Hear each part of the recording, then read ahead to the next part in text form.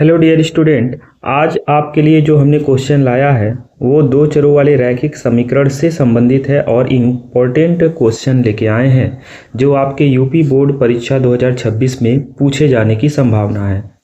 यह आपका जो प्रश्न है इसमें आपको दो मान ज्ञात करने हैं, यानी दो चर x और y जो होंगे उनके मान ज्ञात करने हैं। तो यह एक प्रसिद्ध क्वेश्चन है क्योंकि यह प्रीवियस ईयर में पूछा गया प्रश्न है, इसीलिए आज इस पे हम डिस्कशन करने वाले हैं। क्वेश्चन में आपके सामने लिखा है कि करड़ी में 2x और करड़ी में 3y अगर बराबर 0 है और इसको हम लोग पहला समीकरण मान लें। दूसरा, करड़ी में 3x माइनस करड़ी में 8y बराबर 0 है और इसको दूसरा समीकरण मान लें तो इस प्रश्न को कैसे हल किया जा सकता है।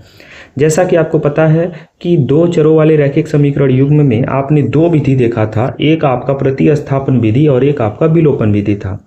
लेकिन एग्जाम में कभी भी विधि से प्रश्न नहीं पूछता है, आप दोनों में से किसी विधि का प्रयोग कर सकते हैं। तो सबसे आसान विलोपन होता है। तो विलोपन के लिए करना क्या होता है कि एक चर के मान के यानी एक चर के गुणांक को बराबर करना होता है। तो x का गुणांक यहाँ पे करड़ी में 3 है, यहाँ पर करड़ी में 2 है और करड़ी में 3 है। इसके लिए करना क्या है, अगर हम पहले में करड़ी में 3 कर दें तो 6 हो जाएगा, दूसरे में करड़ी में 2 से गुणा कर दें तो ये भी 6 हो जाएगा। कहने का मतलब ये है, हम लिखेंगे समीकरण एक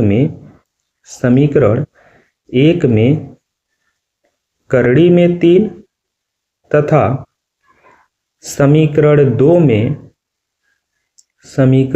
में करड़ी में 2 से गुणा करने पर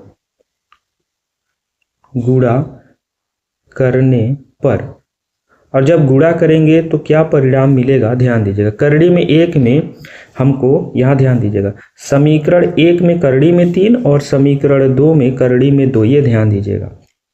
तो समीकरण 1 में करड़ी में 3 में करेंगे तो करड़ी में 2 और करड़ी में 3 मिल जाएगा, करड़ी में 6x हो जाएगा।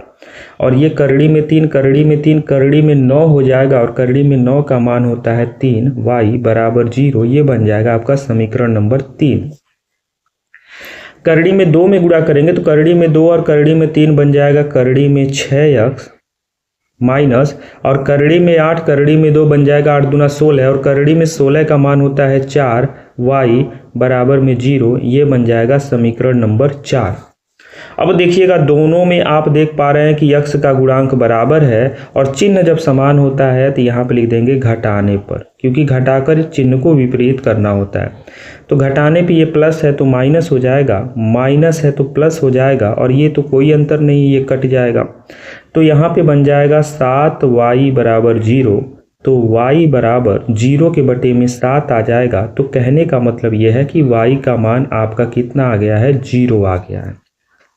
अब इसी को किसी भी समीकरण में रख दीजिए। तो हम लिख देते हैं y का मान समीकरण 1 में रखने पर, y का मान समीकरण 1 में रखने पर, समीकरण 1 में रखने पर। और समीकरण 1 आपका क्या है, करड़ी में 2x करड़ी में 3y बराबर 0, करड़ी में 2x करड़ी में 3y बराबर 0। इसी में y के जगह पे 0 रखेंगे तो यहाँ पे हो जाएगा करड़ी में 3 गुणे 0 बराबर 0 और करड़ी में 3x प्लस 0 बराबर में 0। तो 0 का महत्व कुछ नहीं है क्योंकि 0 उधर जाके फिर 0 ही बनना है। तो इस हिसाब से x बराबर 0 बटे करड़ी में 3। अब 0 के बटे में अगर कोई भी संख्या आती है तो वह मान आपका 0 हो जाता है। तो इस तरह से x का मान भी 0 और y का मान भी 0। तो इस प्रश्न को याद रखिएगा कि कभी भी करड़ी में 2x प्लस करड़ी में 3y बराबर 0, करड़ी में 3x माइनस करड़ी में 8y बराबर 0 देखने को मिलेगा तो इसके जो चरों के मान होंगे वो दोनों 0 होंगे। क्योंकि यह क्वेश्चन अगर MCQ में आएगा तो डायरेक्ट आप इस प्रश्न का हल नहीं करके बल्कि उस ऑप्शन को ढूंढेंगे जहां पर 0 और 0 लिखा है। मिलते हैं नए इंपॉर्टेंट क्वेश्चन के साथ। Thank you.